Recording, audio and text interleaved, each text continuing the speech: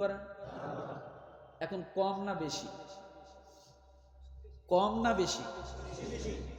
দান জোরে বলে, আরো জোরে না। কি রহমানের বান্দার ক্ষেত্রে আল্লাহ কি বলছে দেখেন, আল্লাহ এই কথা বলে নাই যে বেশি বেশি দান করো, সুবহানাল্লাহ বলে। রহমানের বান্দা যদি হতে চান তাহলে দান কেমন করবেন আল্লাহ এটা শিখাচ্ছে এখানে। আপনি আমি বললে তো হবে না নাকি? রব্বুল আলামিন ডাক দিয়ে বলেন, ওয়াল্লাযীনা ইযা আনফাকু লাম ইউসরিফু ওয়া লাম ইয়াকতুরু ওয়া কানা বাইনা যালিকা কাওয়ামা। রব্বুল আলামিন বলেন, বান্দা তোমরা যদি রহমানের বান্দা হতে চাও তাহলে মধ্যম পন্থায় তোমরা দান করো, বেশিও করিও না আবার কমও করবা না।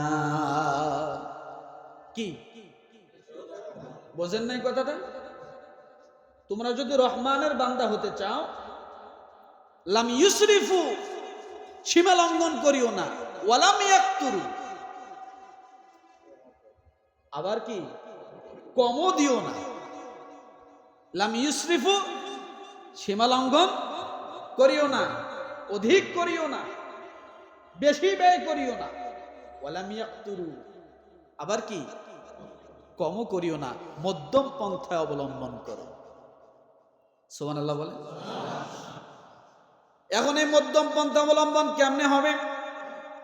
রব্বুল আলামিন আরেক জায়গা বলেন, ওয়ালা তাজআল ইয়াদাকা মাগলুলাতান ইলা উনুকিকা ওয়ালা তাবসুতুহা কুল্লাল বাসতি ফাতাকউদা মালুমান মাহসুরা।